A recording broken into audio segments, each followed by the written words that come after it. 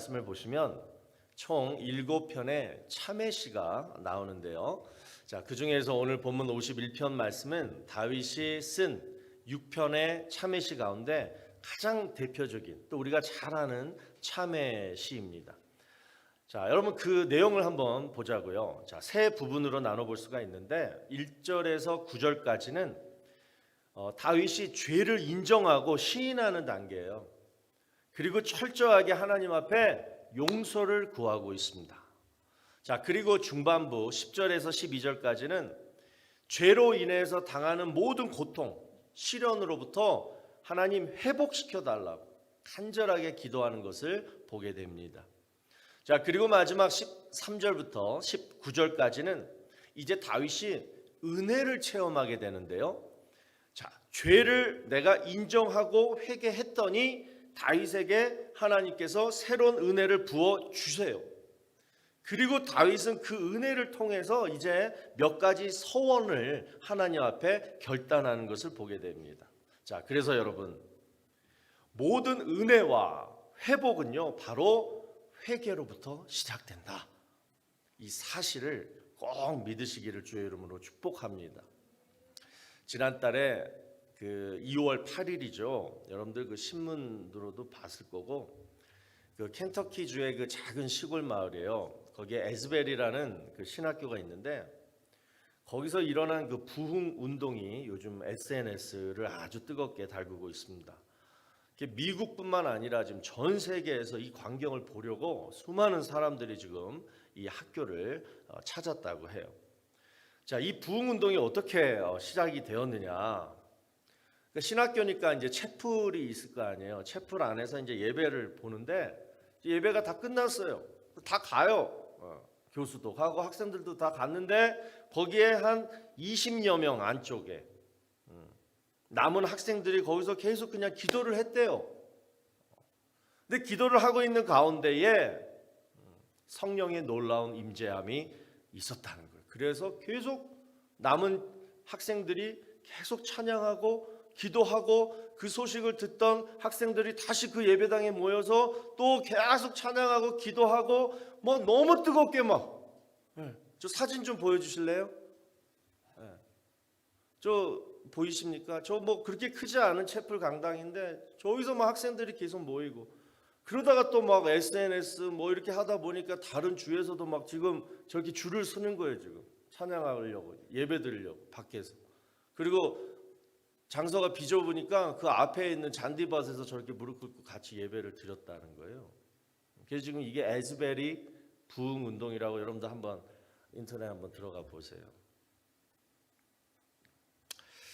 또 여러분, 이 일이요 이번에만 있었느냐? 아니더라고요. 내가 찾아보니까 1970년에 또 같은 2월 달이더라고요. 또 저 똑같은 장소에서 한 번 더 있었다고 하는데, 그날은 예배 시간에 설교를 안 하고 그 학생들 몇이 나와가지고 이렇게 자기 간증을 했대요.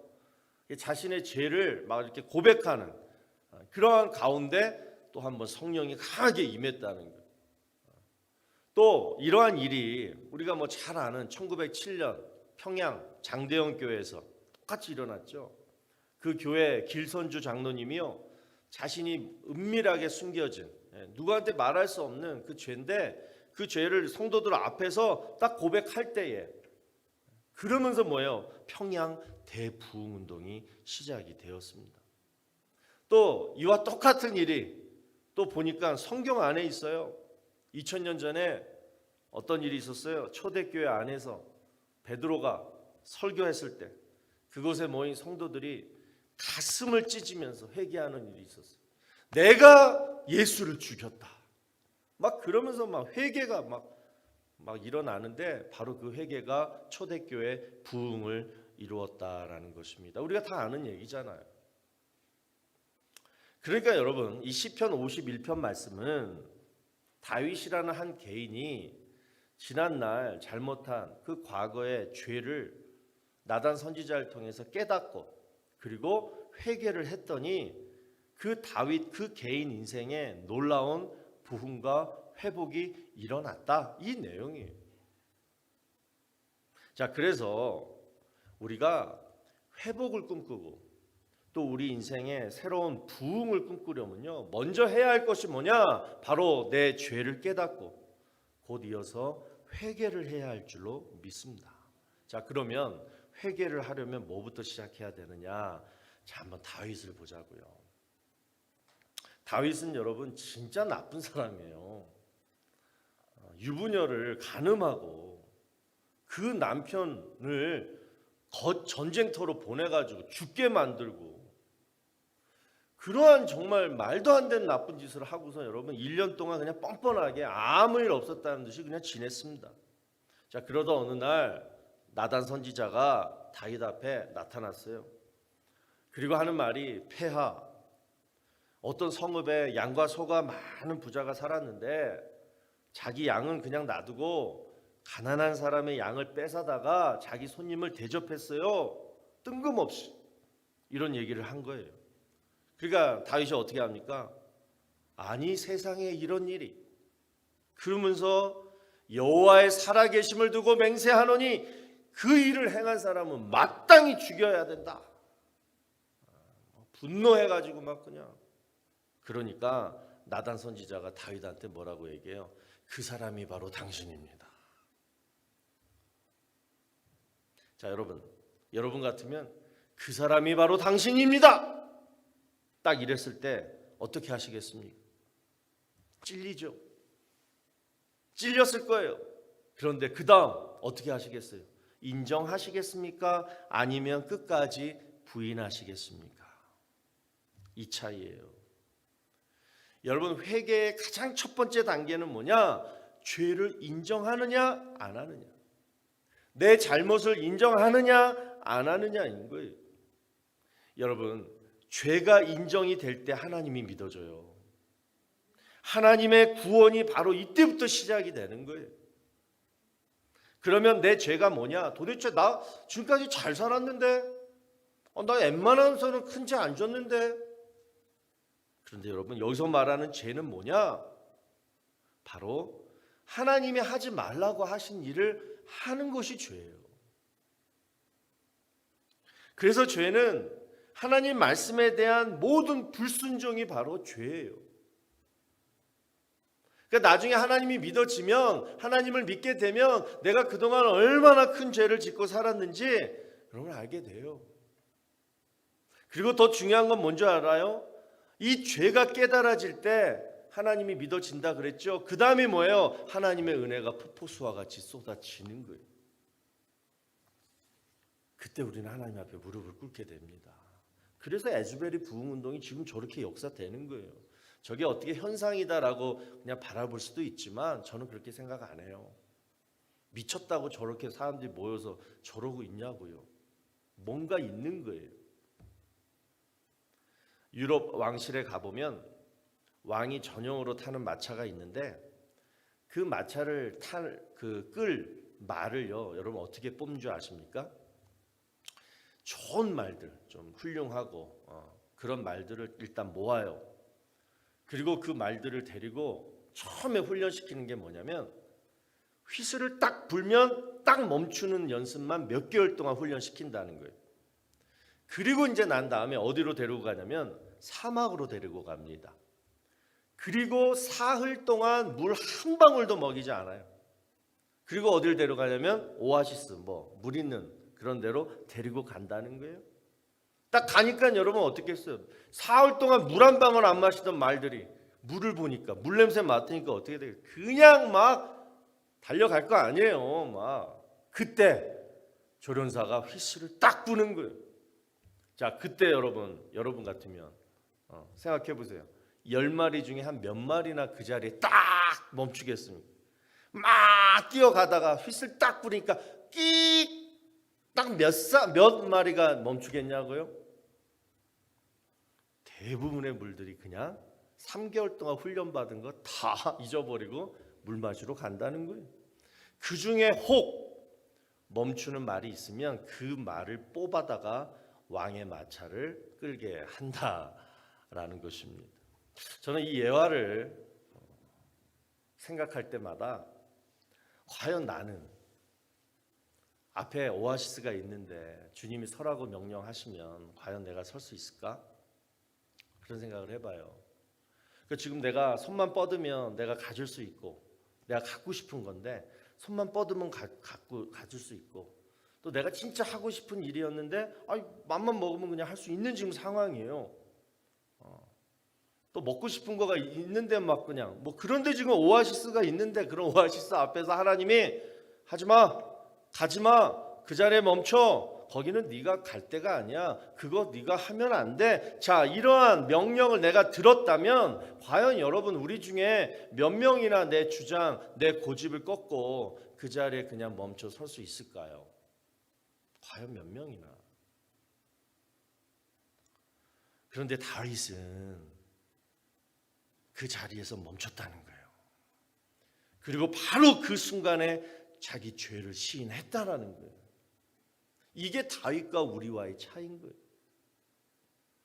내가 여호와께 죄를 범하였노라. 바로 시인해요. 그리고 나서 뭐예요? 1년 동안 그냥 뻔뻔하게 살았는데 죄를 딱 시인하고 인정한 순간부터 그 다음부터 여러분 그 죄 때문에 힘들어해요. 여러분 너무 놀랍지 않냐고요. 뻔뻔하게 살다가 내가 죄를 인정하니까 그 순간부터 그 죄로 인해 힘들어했다라는 게 여러분 너무 놀랍지 않냐고. 사람이 어떻게 이렇게 변할 수가 있어요? 자, 어떻게 그 죄로 인해서 힘들어하냐면 시편 32편 3, 4절을 보시면 내가 입을 열지 아니할 때 종일 신음함으로 내 뼈가 쇠하였도다. 주의 손이 주야로 나를 누르시오니 내 진액이 빠져서 여름 가뭄에 마름같이 되었나이다. 지금 얼마나 힘들었으면 좀 저런 표현을 했겠냐. 모르긴 몰라도 다윗은 한동안 뭐 진짜 뭐 나갈 수도 없었고 공황장애 같은 것도 경험했을 거예요. 이게 사람이 정신질환이 걸리는 이유가 이 죄책감, 수치심 이런 거거든요. 근데 제가 지금 궁금한 게 바로 요 지점이에요. 누구나 우리는 죄 짓고 그다음에 자기가 죄를 인정하고 그리고 그 죄책감과 수치심 앞에서 막 힘들어 하는데 다윗은 어떻게 이 죄책감과 수치심에서 벗어나서 오늘 본문 51편을 쓸 수가 있게 되었냐라는 거예요. 제 관심은 바로 이거였어요. 여기서 바로 회개의 두 번째 단계가 여러분 나옵니다. 뭐냐? 내 죄를 인정했으면 그 다음에 이제 두 번째가 더 중요한 거예요. 하나님을 믿어야 돼요. 어떤 하나님을 믿어야 되느냐? 이 죄를 용서해 주실 분은 오직 하나님 한 분밖에 없다라는 것을 믿어야지 된다라는 거예요. 어떤 집사님이요, 새벽 기도회 때마다 늘 똑같은 기도를 했다고 해요. 하나님, 내 삶에 있는 거미줄을 없애 주시옵소서. 아니 생각해봐요, 여러분. 우리 새벽기도 하면 다 들리잖아요. 크게 이렇게 통성으로 하면. 근데 옆에서 계속 매일 하나님 내 삶의 거미줄을 치워 주시옵소서. 여기서 거미줄은 우리가 대충 알겠죠. 내 삶을 힘들게 만드는 어떤 문제들이고 또는 나를 유혹하는 어떤 죄의 본성들이고, 그러니까 이런 것들 다 포함해서 이 집사님이 그냥 거미줄이라고 표현하면서 하나님 이 거미줄을 제발 좀 없애 주시옵소서 막 기도하니까 하루는 듣다 옆에 듣다 어떤 권사님이 나가는 길에 저기 모 집사님 잠깐만요. 집사님, 내가 집사님 기도를 며칠 동안에 들었는데 집사님 기도가 좀 바뀌어야 될 것 같아요. 거미줄을 없애주세요가 아니라 거미를 없애주세요. 이 기도를 해야 돼요. 맞죠, 여러분? 거미줄 100날 없애봐야 또 생깁니다. 다음날 뭐예요? 거미를 없애야 돼. 거미를. 자, 그러면 여러분 거미를 없애는 방법이 뭘까요? 저와 여러분의 삶 가운데 이 거미줄을 없애려고 늘 우리는 거미줄만 막 없애잖아요. 그런데 그 근원, 그 죄의 근원, 내 삶을 방해하는 그 나쁜 것, 그 거미를 없애려면 여러분 어떻게 해야 되느냐? 보통 하는 건 뭐예요? 아유, 죄 안 져야지. 결심하죠. 근데 결심한다고 죄가 안 져집니까? 내 결단과 내 결심으로 거미를 죽일 수 있을까요? 안 되잖아요. 지금까지 우리 살아보니까 작심삼일이잖아요. 여러분, 우리는요 항상 죄를 짓는 존재이지 죄를 지우거나 없애거나 예방할 수 있는 존재가 절대 못 됩니다. 우리 인생에 어떤 삶의 어떤 키보드가 있다고 쳤을 때 우리 삶의 키보드에는 여러분 이 딜리트 없애는 거 있잖아요. 이거 딜리트 이게 없어요. 백신 주사도 없어요. 예방 주사 딱 맞으면 죄 안 져지는 뭐 그런 주사 한 대 맞으면 좋겠는데 그게 없다라는 거예요. 그냥 늘 죄만 짓고 그리고 엔터 키를 딱 치는 거예요. 그럼 뭐야? 하늘에 있는 큰 컴퓨터에 내 죄가 입력이 돼요. 왜? 내가 엔터 키를 쳤으니까 입력이 돼요, 하늘에. 그럼 하나님이 보세요. 아, 너 또 오늘 이런 죄를 졌구나. 그런데 여러분, 우리가 그럼에도 불구하고 이렇게 잘 사는 이유가 뭐예요? 하나님의 키보드에는 딜리트 키가 있거든요. 내가 지은 모든 죄들을 하나님이 그때그때마다 딜리트 키로 지워주셨기 때문에 우리가 이렇게 사는 거예요. 할렐루야. 믿으십니까? 그래서 여러분, 내 삶의 거미를 없애는 방법은 하나님의 딜리트 키를 믿는 방법밖에 없다는 거예요. 하나님의 딜리트 키를 의지하는 방법밖에 없다는 거예요. 그러려면 회개밖에 없다는 거예요. 회개하면 돼요. 바로 그 딜리트 키가 뭐냐? 예수 그리스도의 보혈의 은혜임을 우리가 믿으면 되는 거예요. 예수님이 나를 사랑하셔서 내 모든 죄를 다 용서해 주셨다. 지금 딜리트 키를 믿는 방법을 제가 소개하고 있는 거예요. 예수님이 나를 사랑하셔서 내 모든 죄, 과거, 현재, 미래의 모든 죄를 다 용서해 주셨다. 그리고 내가 회개하면 그 예수님의 그 보혈의 은혜 때문에 내 죄가 다 사해지고, 여러분 다윗을 한번 다시 생각해 보자고요. 유부녀랑 간음하고 그 남편을 죽이고 그리고 뻔뻔하게 살다가 신하가 와가지고 당신이 했죠? 들통 나버린 거예요 지금. 그랬을 때 왕이 어떻게 다시 왕권을 회복하고 다시 그 인생을 살 수 있겠냐고요. 지금 그 상황에서 다시 일어날 수 있는 것은 하나님의 딜리트 키를 믿었다는 거예요. 믿고 하나님이 나를 용서해 주시겠지. 그리고 다시 일어설 수 있었다라는 거예요. 여러분, 이게 중요한 거예요. 그래서 우리가 잘 아는 말씀이 있지 않습니까? 역대하 7장 14절에 내 이름으로 일컫는 내 백성이 그들의 악한 길에서 떠나 스스로 낮추고 기도하여 내 얼굴을 찾으면. 자, 저 말씀을 다시 한번 보세요. 지금 내 이름으로 일컫는 내 백성은 바로 저와 여러분들이에요. 그런데 악한 길에서 떠나, 이게 떠나지지가 않아요. 우리가 늘 죄를 짓게 돼요. 그런데 그 과정 중에 여러분 보세요. 스스로 낮추고 기도하여 내 얼굴을 찾으면, 이건 뭐냐면 하나님, 내가 어제 지은 죄 용서해 주세요. 가슴을 찢으면서 나는 왜 이 죄를 끊지 못할까요? 하나님, 이 죄의 문제를 내가 어떻게 해결할 수 있을까요? 이렇게 간절하게 낮추고 기도하여 하나님의 얼굴을 찾으면 보세요. 내가 하늘에서 듣고 너의 죄를 사하고 너의 삶을 고칠지라. 할렐루야. 이게 우리가 다시 회복하고 일어설 수 있는 비결이라는 거예요. 또 여러분, 요한일서 1장 9절을 보세요. 만일 우리가 우리 죄를 자백하면 그는 미쁘시고 의로우사 우리 죄를 사하시며 우리를 모든 불의에서 깨끗하게 하실 것이요. 어떤 사람도 여러분 자기 인생이 더럽게 사는 거 원치 않아요. 그런데 죄의 욕망을 쫓아 사니까 여러분 내 삶이 더러워지잖아요. 내 마음도 더러워지잖아요. 그런데 그 더러운 부분을 우리가 어떻게 깨끗하게 할 수 있느냐? 방법은 내 나약함을 하나님 앞에 자백하면 이게 키포인트예요. 여러분 그렇게 사십니까? 이 사순절 기간에 우리가 꼭 해야 될 게 바로 이 작업이에요. 하나님은 분명히 말씀하세요. 회개하면 모든 죄를 사해 주겠다. 그런데 회개는 누가 할 수 있느냐? 자, 보세요. 회개는 누가 할 수 있느냐? 바로 기도하는 사람이 회개할 수 있는 거예요. 여러분 기도가 끊기잖아요. 그러면 회개가 안 나와요. 다윗도 밧세바와 죄를 짓고 기도하지 않았어요. 어떻게 할 수 있느냐? 뭐 식사 기도나 또 왕이니까 남들 앞에서 형식적인 기도는 했겠죠. 그러나 진정한 기도는 하지 않았어요. 그 이유가 뭐냐? 회개하지 않았거든요. 여러분 기도하면요 회개가 안 나올 수가 없어요. 그렇지 않습니까? 기도 제대로 해봐요. 회개가 안 나올 수가 없어요. 그런데 다윗은 기도 안 했어요. 회개 안 했잖아요.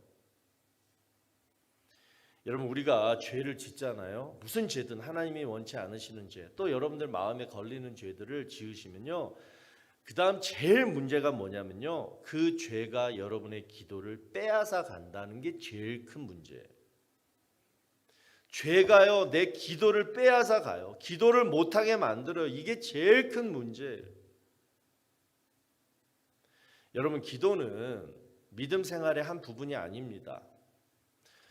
믿음 생활, 신앙 생활의 어떤 형식도 아니고 어떤 방법도 아니에요. 자, 기도는 뭐냐? 하나님과 나와의 뭐예요? 관계 지속법이에요.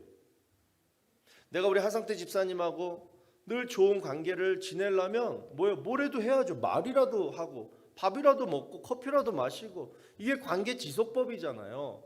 그런데 아무리 내가 하 집사님 사랑하고 좋아해도 말도 안 해. 쳐다봤는데 뭐도 없는 거야. 그런데 관계가 어떻게 계속 지속이 되겠습니까? 기도가 바로 그거라는 거예요. 하나님과 나의 관계 지속법은 기도밖에 없어요, 여러분. 그러니까 내가 기도를 안 한다, 지금 사순절인데도 불구하고 하다못해 식사 기도도 안 한다, 손 들어보세요. 솔직하게 마음으로 드셨죠, 몇 분? 기도 안 한다 이 얘기는 하나님과 나의 관계가 어쨌다? 안 좋다라는 거예요. 끊겼다라는 거예요. 그러면서 평상시 그러고 살다가 뭔 일 나면은 그때 가서 무릎 꿇고 하나님 잘못했어요. 그게 우리의 삶이 계속 그러면 안 되잖아요. 좀 평상시에 기도 좀 하다가 그러다 무슨 일 있으면 하나님 자연스럽게 기도가 나와야지. 여러분 죄를 지으면 기도가 안 된다. 이 얘기는 하나님과 나와의 관계 속에 죄가 끼어들어서 관계가 단절되었다, 이 얘기다.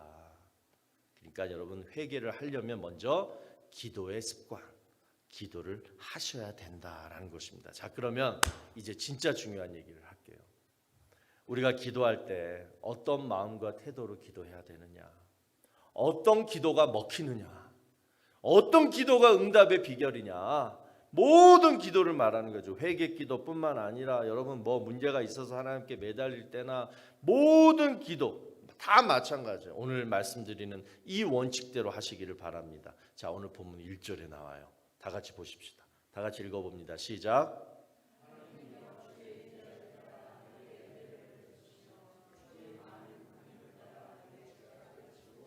여러분 기도하실 때 명심해야 될 사실은 딱 저기에 나오는 두 단어예요. 인자와 긍휼이에요.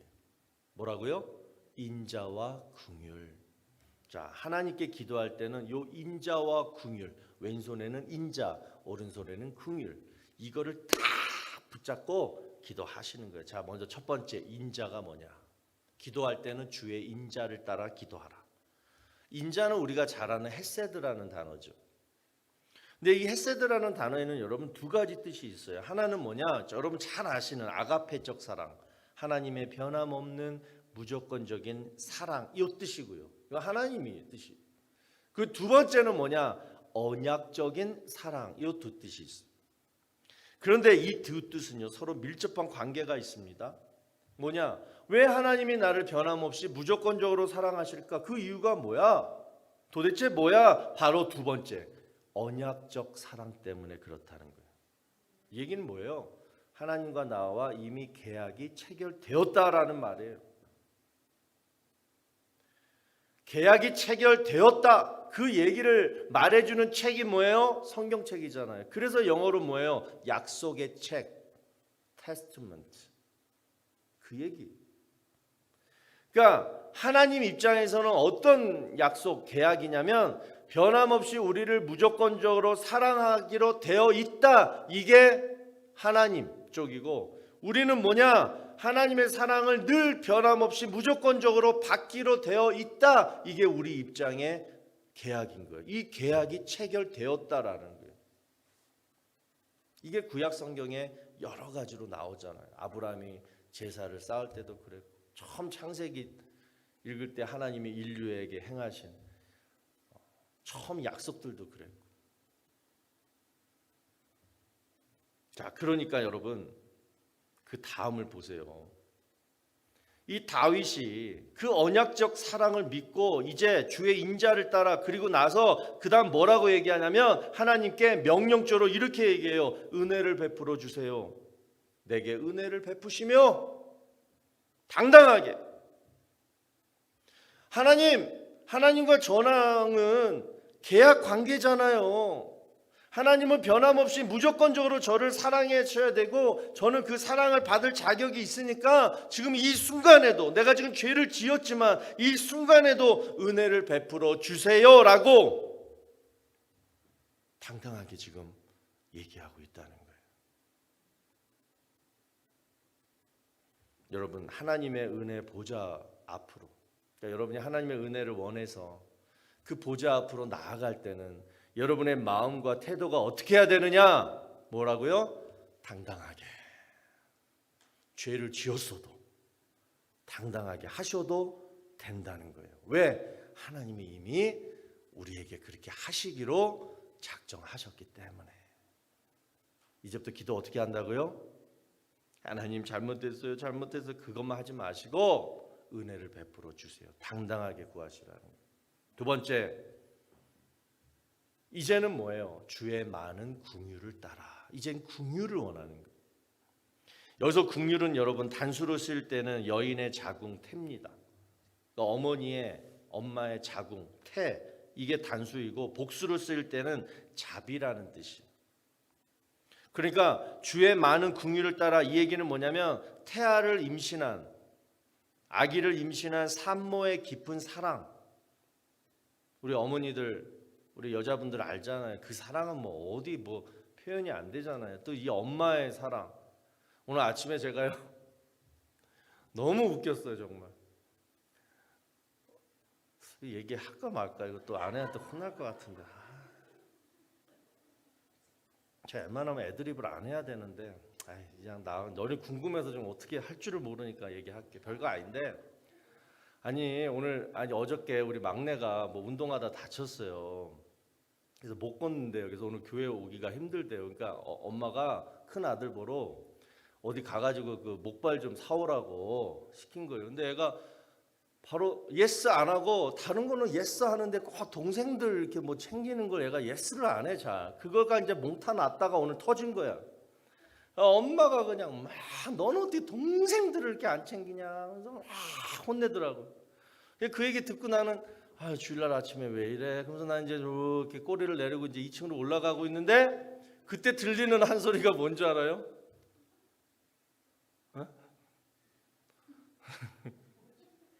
그 아침밥이요, 여러분. 떡국이 하나 있었고, 또 하나 뭐였지? 미역국이 있었어요. 막 혼내더니만, 그래서 떡국 먹을래, 미역국 먹을래? 근데 내가 딱 그걸 듣고, 야, 엄마는 저렇구나. 나 같으면 뭐예요? 혼내고 굶어 나가 뭐 이렇게 하냐. 아빠들은 아들 챙기더라고요. 죄송합니다. 가정사회. 여러분, 산모의 사랑, 엄마의 사랑, 이게 바로 뭐라고요? 하나님의 긍휼이라는 거예요. 그래서 다윗은 지금 엄마의 사랑을 믿고 당당하게 그 다음 구절에 말씀하고 있어요. 뭐라 그래요? 내 죄악을 지워주소서. 여러분 회개할 때는 이러한 당당함이 있어야 한다는 거예요. 여러분 자녀가 엄마한테 뭐 해달라 그럴 때 뭐 그냥 눈치 보고 뭐 이렇게 합니까? 아니라는 거예요. 여러분 죄는요 반드시 대가가 있어요. 죄를 지으면 반드시 대가가 있어요. 하나님은 죄는 용서하시지만 반드시 그 대가를 지불할 것을 요구하세요. 왜? 하나님은 사랑의 하나님, 자비로우신 하나님이기도 하지만 뭐예요? 공의로우신 하나님이거든요. 그런데 가만히 여러분 생각해 보십시오. 대가를 다 치르고 용서받을 거면 그게 뭐 용서겠냐고요. 안 그래요? 맞을 거 다 맞고 그리고 용서하면 그 용서가 뭐 그게 뭐 대단한 용서냐고요. 그런데 여러분 이 십자가 보세요. 내 죄의 대가가 바로 이 십자가예요. 예수님이 이 십자가에 달리셔서 내가 받을 대가, 죄의 대가를 죽음으로, 피 흘리심으로 다 지불하셨기 때문에 그 예수님을 생각하면서 우리 이 십자가를 달아 놓은 거예요. 디자인 이쁘잖아요, 이거 딱. 그래서 저기 나무 꺾어다가 저거 만든 게 아니라 그 예수님을 생각하면서 우리가 내 죄, 내가 받을 대가를 예수님이 지셨다라는 것을 우리가 십자가를 보면서 상기시키자고 교회에는 십자가를 벽에 붙여 놓는 거예요. 여러분, 예수님이 하나님은 절대 죄를 지으면 대가를 치른다니까요. 구약 시대에는 짐승을 잡아서라도 돈이 없으면 비둘기라도 잡아가지고 그 죄의 대가를 치렀어요. 그런데 이제는 뭐예요? 예수님 한 분만 모든 인류를 위해서 그 예수님이 모든 인류의 죄의 대가를 다 짊어지시고 십자가에 달려 돌아가신 거예요. 이 사실을 오늘 이 시간 믿으시면 여러분 오늘 본문 1절에 나오는 주의 인자와 주의 긍휼이 여러분에게 임하는 줄로 믿으시기 바랍니다. 어떻게 임합니까? 하나님이 나를 변함없이 무조건적으로 사랑해 주세요. 산모가 뱃속에 있는 태아를 아끼듯이 하나님이 나를 그렇게 아끼시고 돌봐주시는 거예요. 독수리 둥지에 가보세요. 어미새가 아기새한테 날마다 가가지고 왔다 갔다 하면서 먹이를 막 입으로 주듯이 우리에게 그렇게 공급해 주신다라는 거예요. 내가 실수하고 내가 또 죄 가운데 실패해가지고 내가 또 넘어질 때 하나님은 어떻게 돼요? 그런 나를 이유도 묻지 않고 그냥 건져 주신다라는 거예요. 여러분 이러한 하나님의 은혜를 체험하며 사십니까? 우리 웬만한 거는 여러분 우리 다 책임질 수 있어요. 우리 아버님들 웬만한 뭐 삶의 문제들 가장의 책임감으로 다 우리 할 수 있잖아요. 그런데 내 죄와 내 죽음의 문제는 책임질 수 없어요. 어떤 유능한 사람도. 이 두 가지만큼은 우리 하나님만 의지하셔야 돼요. 이 죄와 죽음의 문제를 해결해 주실 분은 오직 하나님 한 분밖에 없어요. 그래서 예수님이 고난을 당하신 거예요. 우리 부활절 맞기 전에 이 사순절 기간 동안 여러분 지금까지 깨닫지 못했던 그동안 내가 보이지 않았던 여러분의 죄가 보이고 깨달아지는 은혜가 있기를 바랍니다. 오늘 본문 3절 말씀처럼 무릇 나는 내 죄가를 아오니 내 죄가 항상 내 앞에 있나이다. 그동안 내 죄가 내 삶을 얼마나 가로막고 방해했는지 그 죄를 알고 깨달아지는 은혜가 있기를 바랍니다. 그러려면 오늘 이 시간 내가 지은 죄들, 나의 가장 연약한 부분을 가지고 십자가 앞에 여러분 나오셔야 돼요. 그 죄와 그 마음들을 여러분 십자가 앞에 다 풀어 놓으셔야 돼요. 그 죄를 짓게 만들었던 내 교만함과 내 연약함을 내가 인정하고 내가 이 십자가를 통과해야 돼요. 그러면요, 여러분, 하나님의 사랑이 바로 이거구나. 십자가를 통과하면요, 하나님의 사랑을 알게 돼요. 나를 용서하시는 하나님의 사랑, 은혜를 체험하게 돼요. 그러면 하나님이 믿어지는 거예요. 성령의 감동이 나를 하나님께로 더 가까이 이끌어 가는 거예요.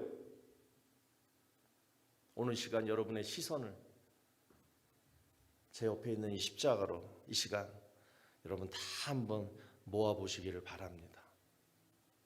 오늘 이 시간 여러분 십자가를 바라보시면서 지금까지 내 마음에 하나님을 두지 아니하고 다른 것들을 두었던 모든 죄들, 그리고 반복적으로 죄를 지었지만 하나님 앞에 회개하지 않았던 내 부족한 모습들을 이 시간 하나님 앞에 다 낱낱이 보여주시기를 바랍니다. 그리고 이렇게 기도하세요. 오늘 말씀처럼 주의 인자를 따라 내게 은혜를 베푸시며 당당하게 또 주의 긍휼을 따라 내 죄악을 지워 주소서.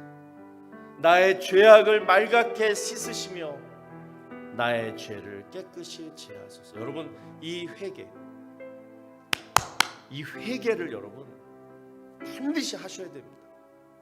그리고 하나님의 은혜와 사랑을 누리세요. 그것이 사순절 기간에 우리가 꼭 해야 될 하나님 자녀됨의 삶입니다. 자, 이 시간 우리 한번 십자가 앞에 여러분의 죄를 다 내려놓으시고, 그리고 여러분의 욕심 교만함을 십자가 앞에서 다 무너뜨리시고, 이 시간 십자가를 통과하기 위해서 우리 간절히 진실하게 하나님 앞에 기도하겠습니다. 기도합니다.